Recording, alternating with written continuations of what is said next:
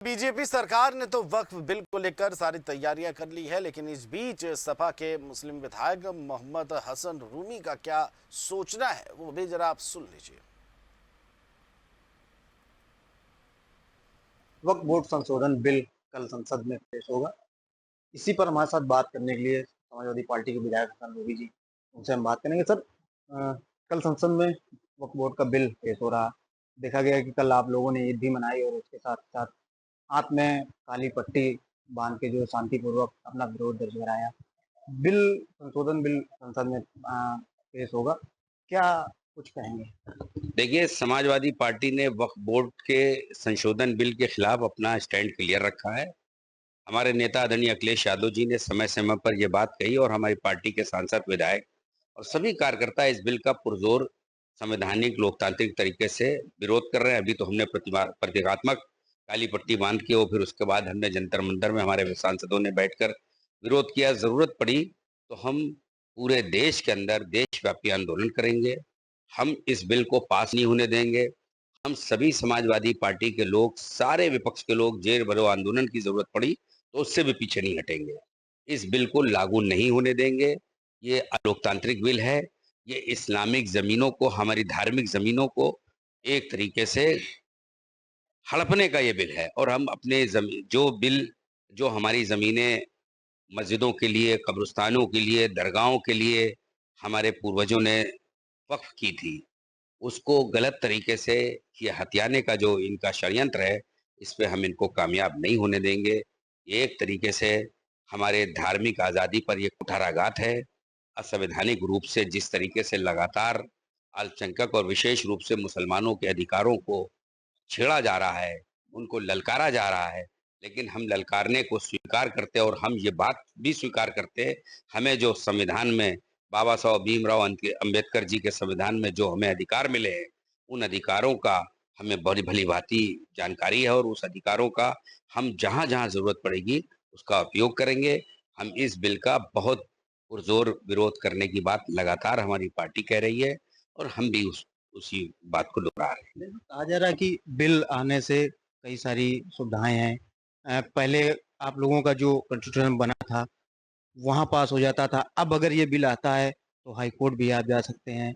Collector को जो है रहेगा कि वो वक्फ बोर्ड की संपत्ति को सर्वे करके बता सकता है कि क्या है। तो आखिरकार कहाँ दिक्कत आ रही है आप लोगों को? किस तरीके की हालांकि अभी तक ऐसा कोई बयान नहीं है कि हड़प ली जाएगी या कुछ ऐसा हो जाएगा। तो आखिरकार विरोध किस तरीके का है और क्या समस्या आ रही है बिल अगर आता है तो? देखिए, पहले तो आपको बता दें कि वक्फ बोर्ड होता क्या है।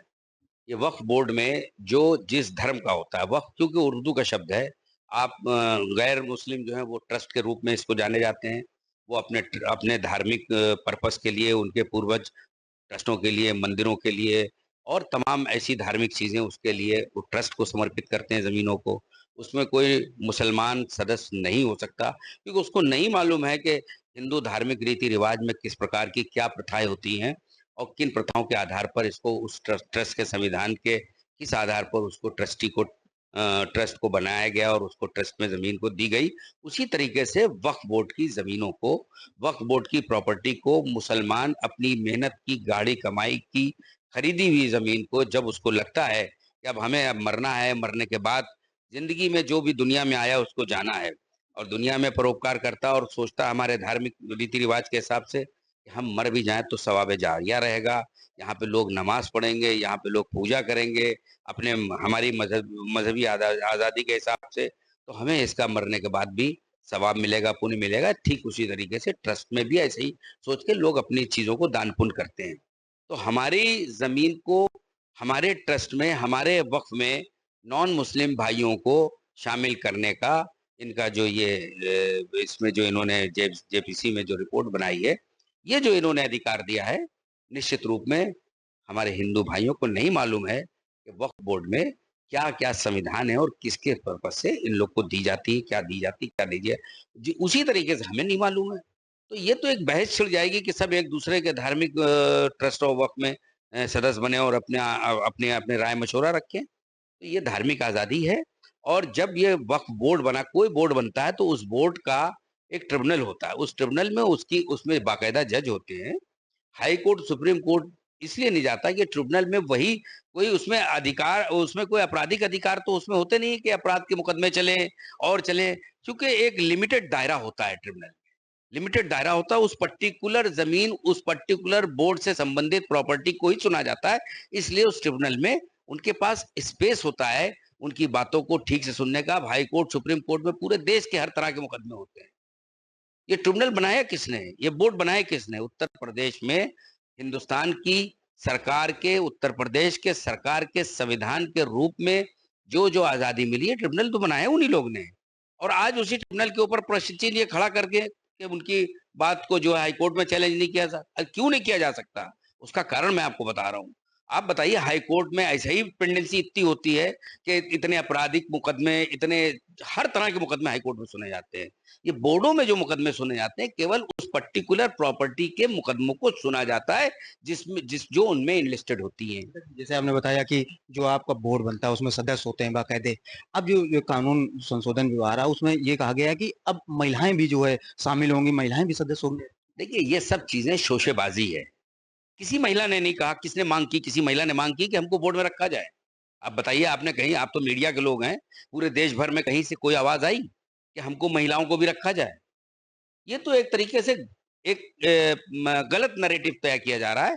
ये तो लड़ाओ बांटो और हिंदुस्तान के अंदर अस्थिरता पैदा करने के जो जो भी तरीके हैं उसको लाओ और उसको बांटो और उसको धरातल पर लाओ, ताकि सरकारें जो हर मोर्चे पर फेल हैं, सरकारें अगर कोई विकास का काम कर रही हैं तो उसमें जब तक लंबा चौड़ा सिस्टम ना हो तो वो काम नहीं करेंगे। आप देखिए कितने घपले घोटाले, कितने, अब ये भी आप देखिए जितने भी पूर्वांचल के जो भी इन लोग के वो एक्सप्रेस वे बने हैं उसकी सड़कों पे चले आइए, आप देखिए कि वहां पे आप इतने गड्ढे हैं कि आपकी गाड़ी ठीक से चल नहीं पाएगी। इस बिल का विरोध कर रहे हैं।